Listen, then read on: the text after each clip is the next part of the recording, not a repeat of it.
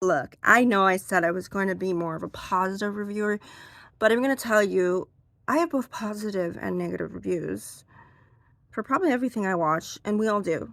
So I'm going to tell you a few of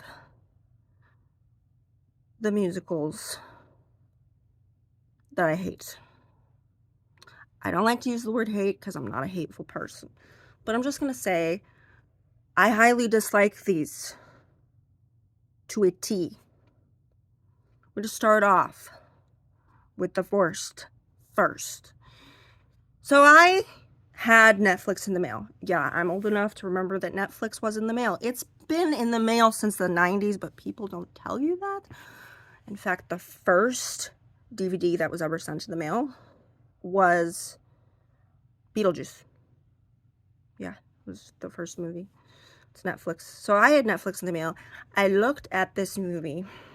It was called Dr. Jekyll and Mr. Hyde the Musical. And I thought, oh, that sounds interesting. That's either not going to be so good, or it's going to be fantastic, right? Totally did not prepare for me for what I was about to watch. So those of you that have seen Knight Rider, you know who David Hasselhoff is. He is way before my time. I did not see it. I am a 90s kid. I was born in the 90s, to be more specific. So, that allowed me, since I was born in the mid 90s, I was able to see a lot of things come into fruition. For instance, DreamWorks.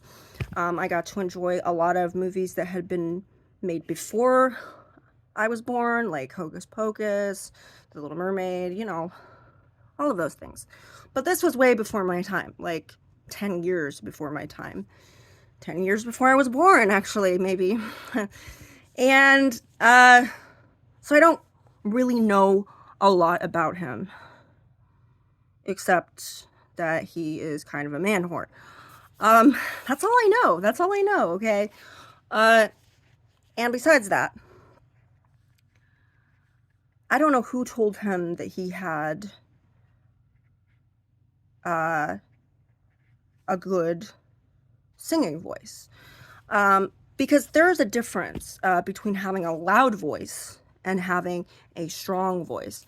A strong voice means you have control, you know how to control the volume, you're not just shouting, you're using vibrato, you're doing, maybe you had a few lessons.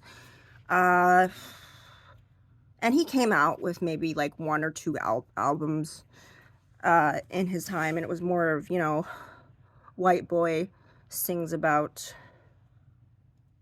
the summer and some girl, it was kind of that music that he made. And he produced this atrocity, as I'm going to say. And it's not because the music isn't good. The music has potential, obviously. And it's not the actors. No, no. They have incredible voices. Some of them even have operatic training, you can tell. But he doesn't really even qualify as a shower singer. I mean, there's a lot of people that, they sing in the shower and they're fantastic singers, like James Marsden, Gerard Butler. They're not, and they had that talent all along, because they were singing in their bedrooms, singing in the shower. So shower singers are wonderful. But this guy didn't pass off as a shower singer, but somebody told him, which is often what happens with celebrities. They just tell them that they're incredible and great all the time and that they're going to set the world on fire. So nobody had the guts to tell him, because he is the producer of this production. I can just imagine how this is going to go.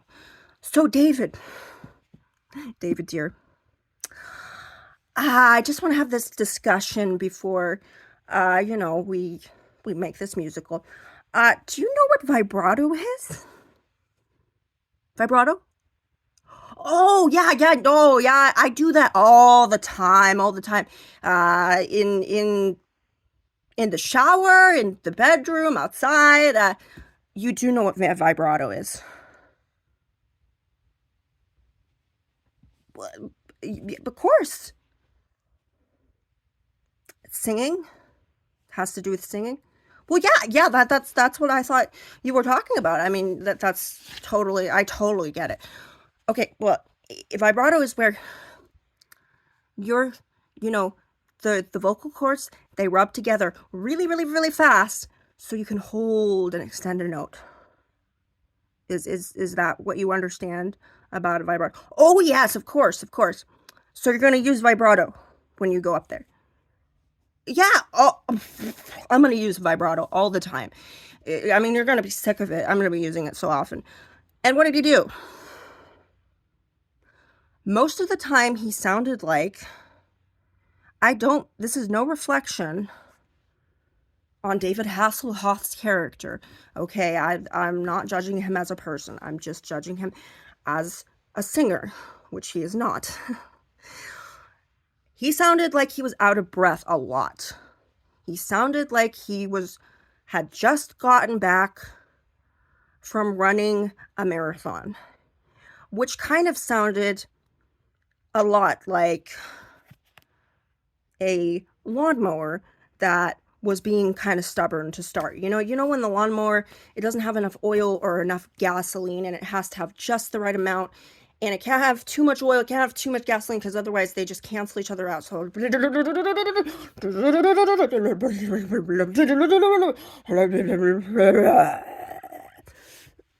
that is what he sounded like. He was like, I don't know what I'm doing. Oh, I don't know what I'm doing. And I was like, David, I'm sure you're a lovely person, but you can't sing. And nobody told him that. And that is embarrassing.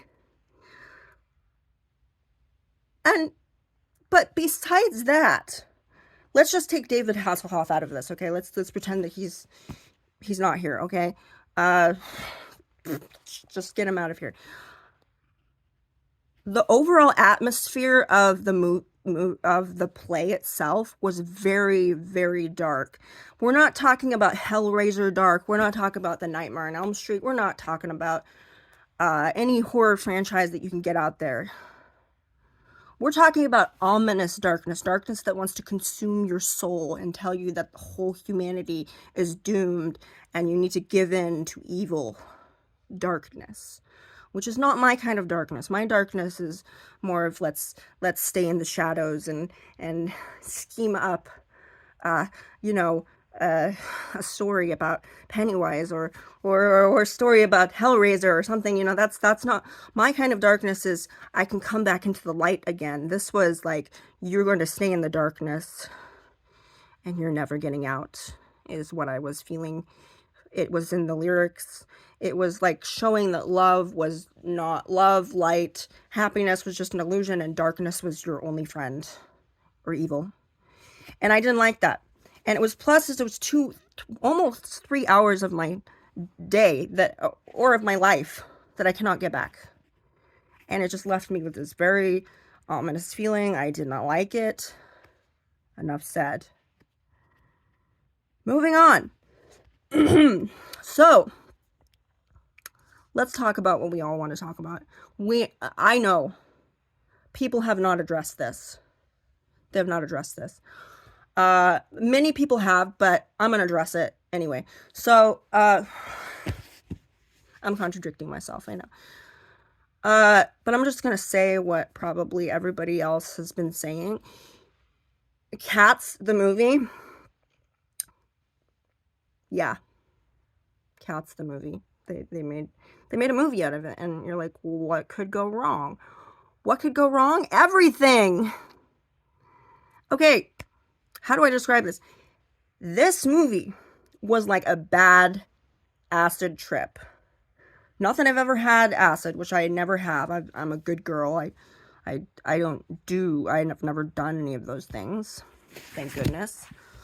But it's kind of like one of those things where you put on the album of Cats, and then you decided to drop acid, and then you would get that nightmare.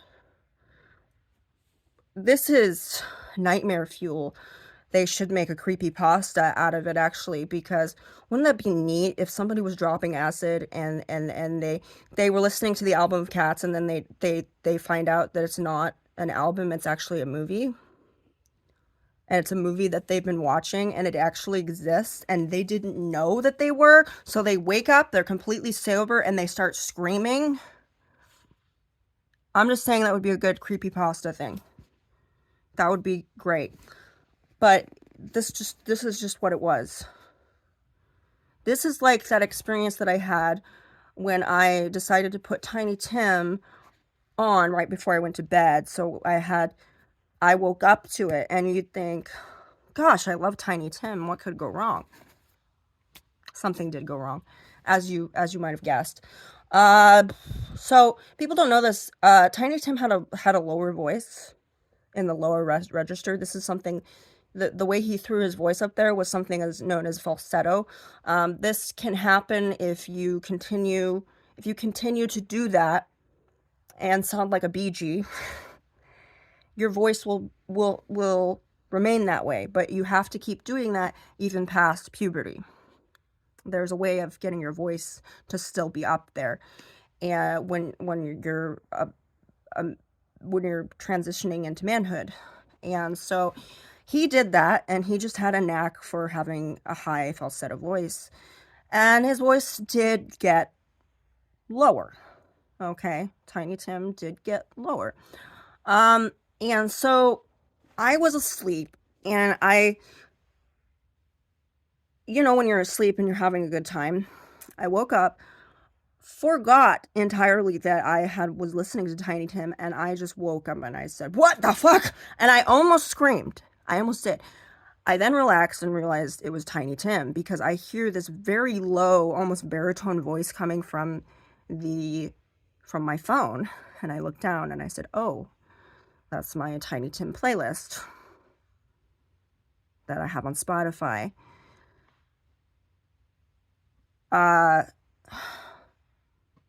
Cats is like that experience. It's like putting something that is really beautiful, but falling asleep to it, and then forgetting that you're listening to it, and then waking up and screaming. That is what Cats, that's how I would describe Cats. Cats as, yeah. It's like, it's just like that.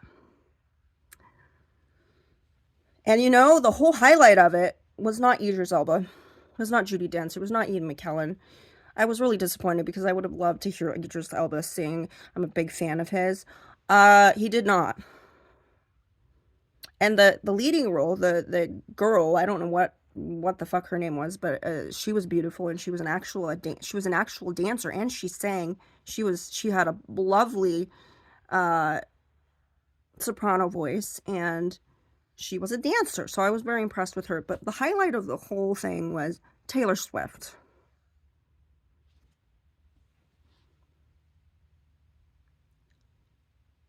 It wasn't Rebel Wilson. It wasn't, James Corden. James Corden was being his usual buffoon, doing his usual buffoonery. Animal buffoonery, which has now banned him from Broadway. So sad. Can you see the tears? Okay, moving on.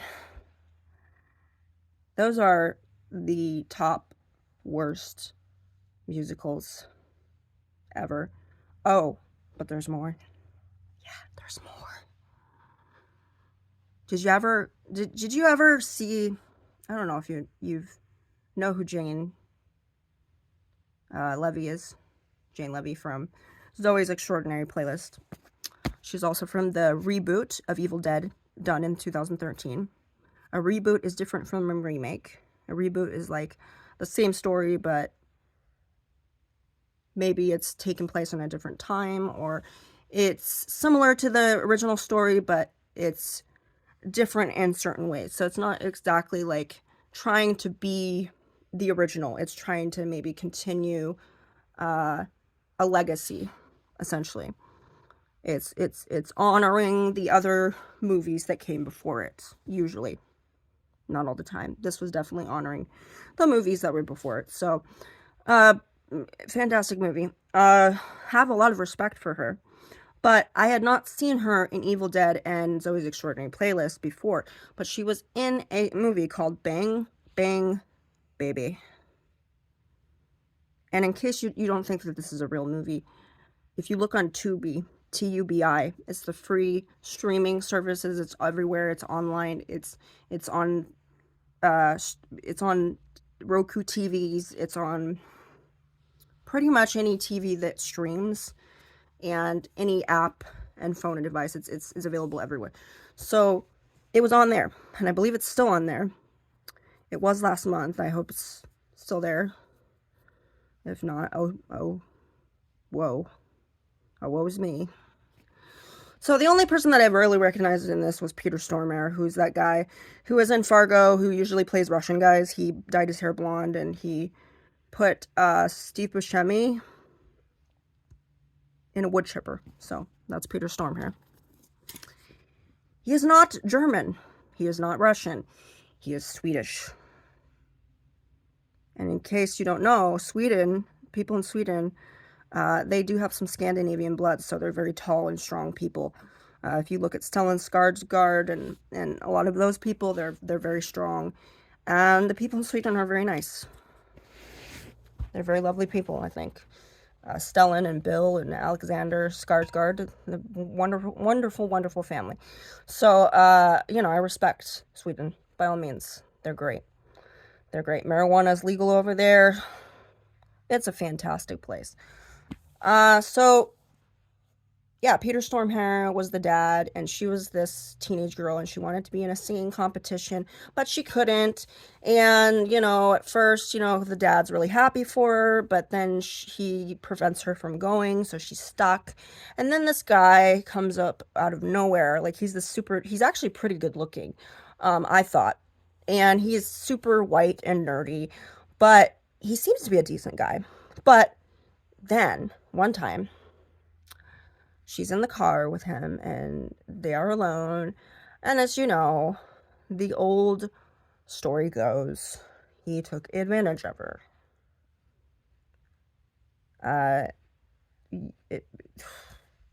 Yeah. He took advantage of her and sexually assaulted her, and then she had a child, and it was his.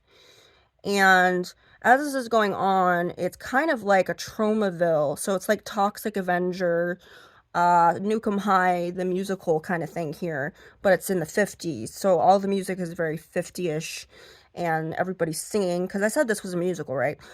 So they're doing this, and it is, the only thing I can describe this of is if Nukem High and Eraserhead came together and made a baby. This is the result. And then they decided to put a Hairspray theme into it, which didn't really work. And as this is going on, the whole town is infected because the power plant leaked, and so, you know, she's having a baby.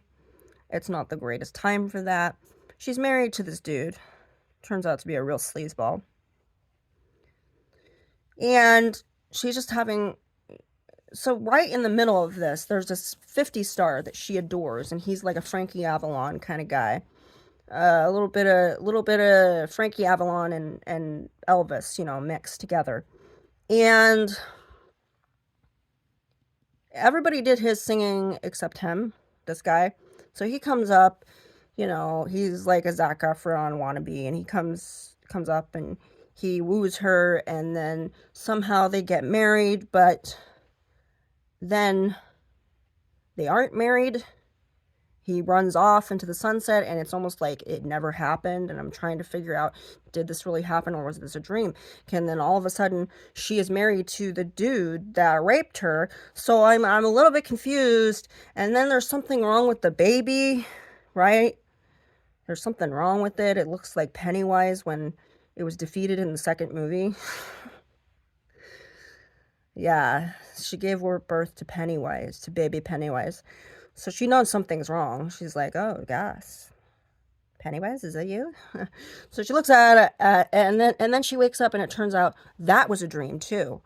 And I'm like, was the power plant a dream too? I'm really confused. So of course, it has this thing where it's almost like Beverly when she's with her abusive husband. So he tries to prevent her from leaving. She's going to leave. And of course, she defends herself and she says, don't ever, stop me from leaving. I'm going to kill you. And all of that. And I don't remember what he does or smashes over his head, but she does something to stop him. I don't know. He falls over.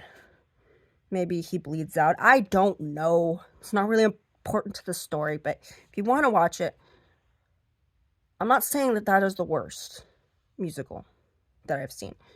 I'm going to put probably David Hasselhoff's Dr. Jekyll and Mr. Hyde at number 1 for being the worst. Cats being probably the second.